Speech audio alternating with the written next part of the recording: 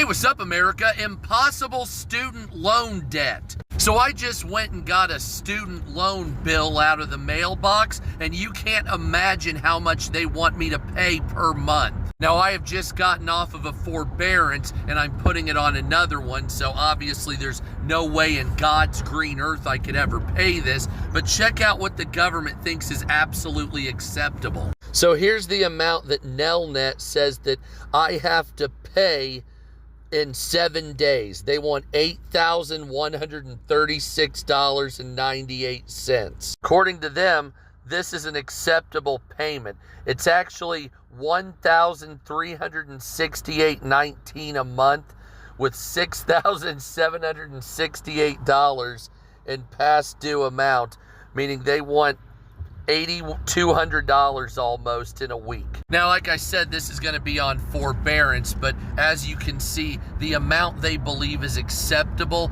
is absolutely ridiculous. Before I initially went on forbearance, they wanted $2,250 a month, which is way more than the rent I pay for the house for me and my family. So the federal government thinks they're going to get $10,000 almost and then charge me $2,000 a month. They've got me fucked up, and they got everybody fucked up that thinks this is acceptable. Frankly speaking, college is not worth this. I know I went to grad school and all that bullshit, but I'm absolutely serious when I say that college is not worth this. With the amount of money I could have invested properly, made 10 times this amount, and learned what I learned basically on YouTube.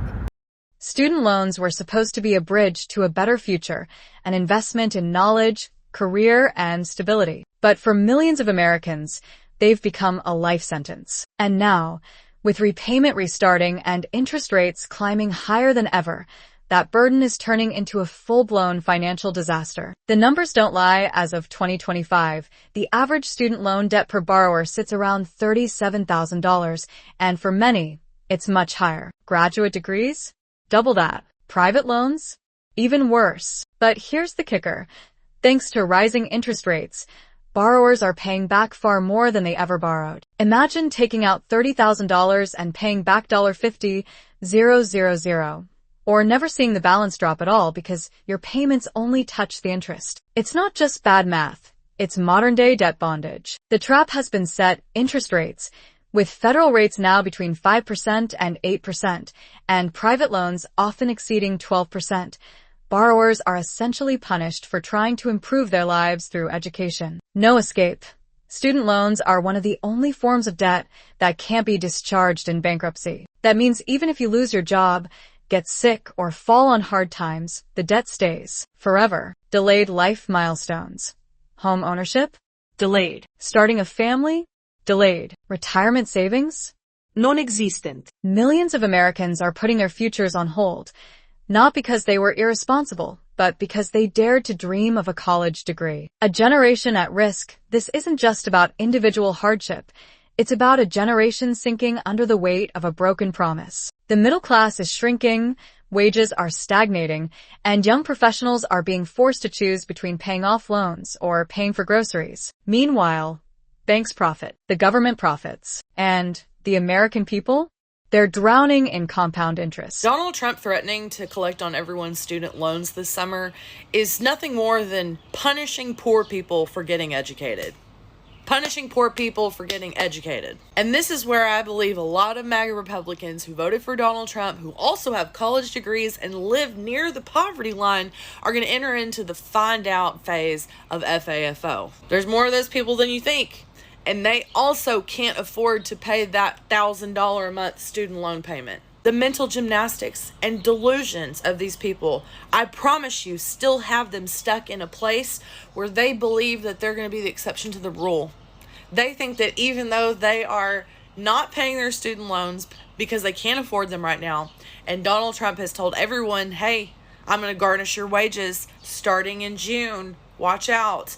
They still don't think it's going to happen to them. They still believe that because they voted for Donald Trump, they're going to be the last ones to fuck around and find out. And a lot of them believe they're not ever going to have to find out. They still think that for Donald Trump, this is a game of left versus right.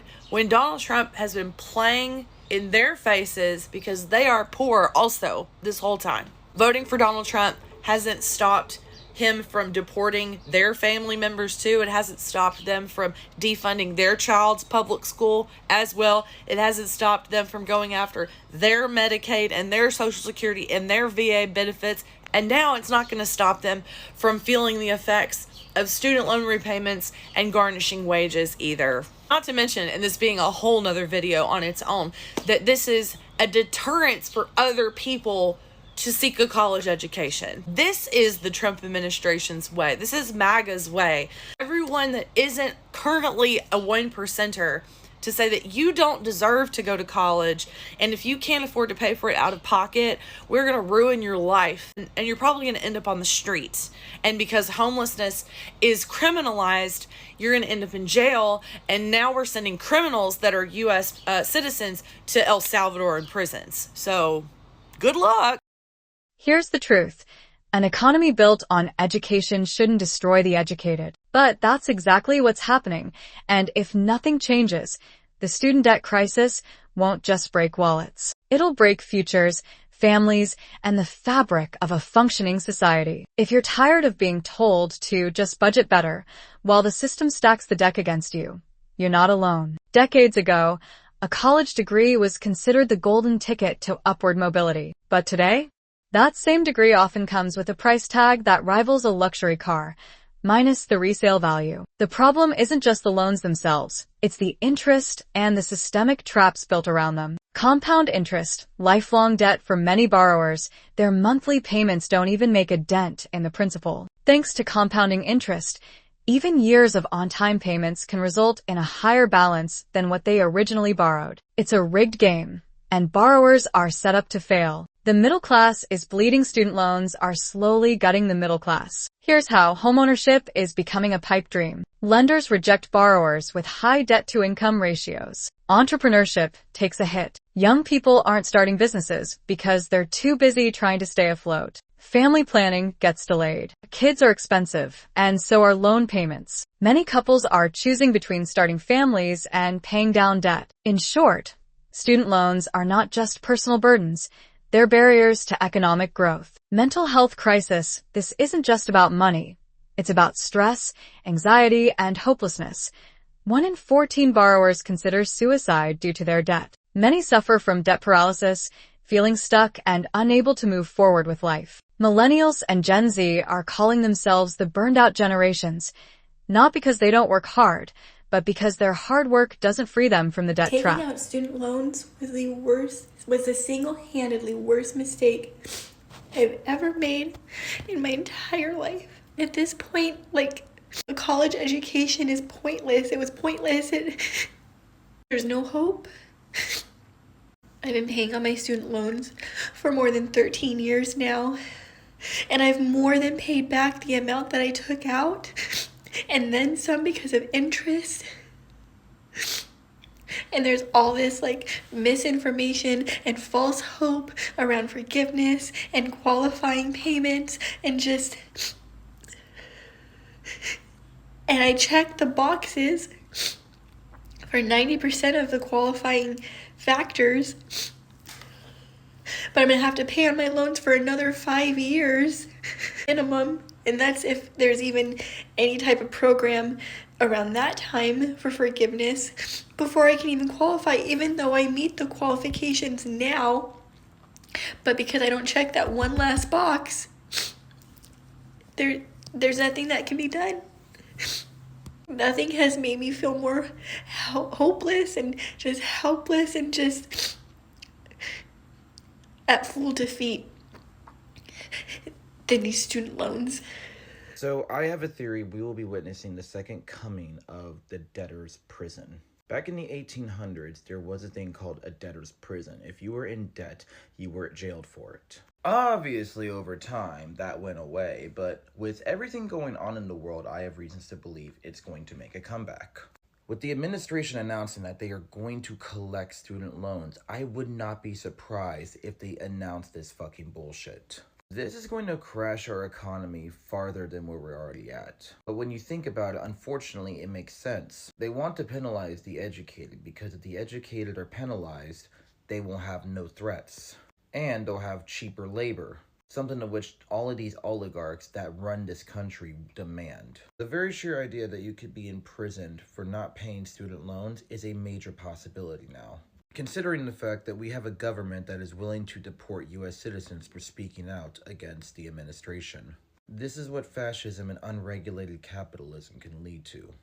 Normal, good-standing citizens getting arrested just because they can't pay $200,000 when it's something that should have been free to begin with. I really hope I am wrong about this, but given past historical patterns and my insight, I have a feeling this may come true. The federal government is doing away with forgiveness plans, and they will come after you from collections and take your Social Security benefits if you don't pay it. Honey, go ahead and take it. Just take it. Now, here's the thing. My generation has been told that Social Security won't be there whenever we retire. Also, the age is going to get bumped up to like 72, even though it's at 69 and a half. Even though the life expectancy keeps declining, but they want to bump that up. Yeah, I've been told my entire life it won't be there. Don't bank on it. So I checked in my Social Security today. It's at $18,000. Well, guess what? Little Miss Me has $18,000 in student debt. So you fill out the paperwork. I will sign that over today. So here we are, in the land of opportunity, where chasing a better future can cost you your entire future, where getting a degree comes with a death sentence, and every monthly payment feels like a cruel joke with interest. They told us education was the key to success, but they never said the key came with a lifetime of payments, anxiety, and broken promises. It's not just a crisis, it's a quiet collapse, one loan statement at a time. But here's the thing. You're not crazy, you're not lazy, and you're definitely not alone. And if you're tired of being gaslit by a broken system, welcome to the resistance. This is Orbit Point, where we say the things they hope you'll ignore, where we follow the truth even when it hurts, and where we believe that the future doesn't have to come with an interest rate. Subscribe, like, drop a comment with your thoughts, and don't forget to hit that notification bell, because the next episode might be the one that wakes up the world. We'll